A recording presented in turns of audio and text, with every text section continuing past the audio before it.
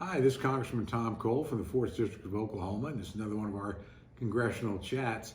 It's been a very busy week in Congress this week, but it's been a week actually more defined by conflict than agreement. So let's talk about some of those. There's a couple of bills this week that really inflame the problem on the border rather than solve it. We all know we're in the middle now of a border crisis. We have record numbers of people coming across the border illegally. I think this is clearly attributable to the failure of the Biden administration to both enforce existing law and their determination to undo the policies that the Trump administration had that had frankly secured the border.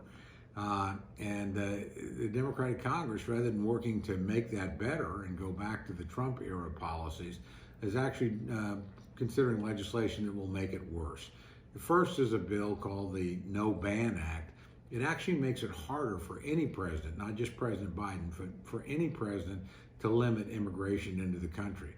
You know, there's times when we are at crisis and presidents historically have been free to act. A couple of examples are obvious. At the beginning of the coronavirus crisis, President Trump, banned travel between China and the United States. He later banned travel between Europe and the United States. In addition to that, at the outset of his administration, the president issued executive orders that would ban immigrants from countries that did not have adequate background checks. The idea being, we want to know whether or not you're coming here potentially as a terrorist. Most Muslim countries actually have very good background checks and we can deal with, but there was a group of about 6 or 7 that did not. That doesn't mean the countries were bad, simply meant we're not going to let people into the United States from any country where we can't do an adequate background check. Again, the No Ban Act would make it difficult for any president to take these kinds of actions. Personally, I think that's a mistake. You have to give the executive the power to act quickly to protect the American people, whether it's from a terrorist or whether it's from the threat of the spread of a virus. This would make those things more difficult. The second bill the Democrats are considering would actually effectively provide free counsels to anybody arriving in the country illegally that asks for it. So all of a sudden, you're going to create lots of court cases where people protest frivolously in some cases, not frivolously in others, their inability to get into the country. That's going to overload the court system. It's going to waste a lot of resources, and quite frankly, the American people should not, on such a broad scale, be required to provide counsel for people that are not Americans. And so, again, this is a matter of great contention between the two parties. But in any event, neither of these bills will make things better on the border. Both of them, I think, will make things worse. And the problem is we're not addressing the real problem. And the real problem is just an extraordinary surge of illegal entries into the United States since President Biden took office. The Democrats haven't admitted that yet. The president hasn't gone down to the border to take a look at this. Neither is the vice president, who he put in charge of this problem. And to me, that is outrageous. I think they're not going there because, frankly, there's no good news at the border. If you go down there, the Border Patrol will tell you, hey, finish building the wall. That helped. Border Patrol will tell you the wait in Mexico policy that the Trump administration had and you reversed should be reinstated. And finally, let's be a lot clearer to people. The message is don't come to the country illegally. There's a process you can apply for legal entry. We allow over 1 million people in a year. These people are skipping the line. They're showing up at the border. Most of them we know, over 80% of them, when they're finally go to trial, will not have a valid claim for entry. They're showing up here in pursuit of economic opportunity. And I recognize that, and I respect that. On the other hand, we have pretty high unemployment rate ourselves, and right now we should be focusing on taking care of the American people first and foremost. This will make it more difficult for them to get jobs, them to get back into the workplace. Another matter that we're dealing with this week is D.C. statehood, the idea of making the District of Columbia, Washington, D.C., a state. It's an outrageous proposition. If you read the Constitution, the founders clearly did not want the capital of the United States to either be with any state, let alone be a state. They wanted it to be a separate unit governed by the federal government. For years, there's been this idea of let's make Washington, D.C. a state so that everybody that lives there has the ability to vote for U.S. representatives and United States senators. There's actually, by the way, a way to do that. When the District of Columbia was created, it was on land donated half by Virginia, half by the state of Maryland. By the 1840s, it was evident we were never going to need the land on the Virginia side of the Potomac River. And that land was given back to the state of Virginia. And today, that area has its own congressional representative, and obviously the residents of Virginia have the ability to vote in both, or for 2 United States senators. We could do exactly the same thing with the state of Maryland. We could basically cut out the federal campus, that is the Capitol complex, the main offices complexes for the federal government, things like the Pentagon, for instance. We could, or not the Pentagon, but it's things like the cabinet departments, most of them, and Department of State. And we could then cede the rest of the land where most of the people live back to the state of Maryland. Those people would be large enough to get their own congressional district, and they could vote for both of Maryland's senators.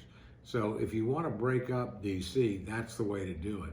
The way the Democrats are proposing to do it would give them an automatic 2 new United States senators. Effectively, we would be giving what was originally the state of Maryland 4 senators, as opposed to 2 that the state now has, and an additional congressional seat, which again, if we want to change the boundaries, we could do it that way. Personally, I go with the founders. I don't think it's appropriate for the United States Capitol to be part of any particular state. I don't think we want one state to have the capital. I like a separate federal district, but again, if we want to make most of the people in the district eligible, there's an easy way to do it. It's a way that we've done it before, and it's a way, honestly, that would get tremendous bipartisan support. Let me end with this. Last week we talked a little bit about legislation that was dropped that would pack the Supreme Court, that is, create 4 new Supreme Court justices so we could move from a 6-3 conservative-leaning court to a 7-6 liberal-leaning court. It's a simply outrageous proposal. We've had 9 justices for over 150 years, no matter who was in power. Now, again, Congress clearly has the power to change the number of judges that we have. Never been as high as 13 before. Recognize the only reason why we're doing that would be to change the court ideologically.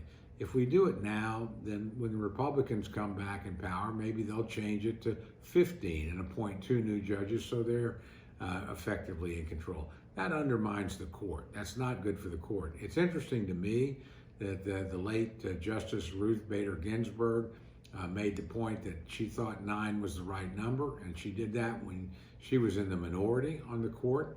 And current Justice Stephen Breyer, who is the most liberal member of the court and was appointed during the Clinton presidency, has also argued that it would be an enormous mistake to increase the number of justices on the court, that it just simply would be packing the court. It's political. It will destroy the trust and the faith that we all have in our Supreme Court.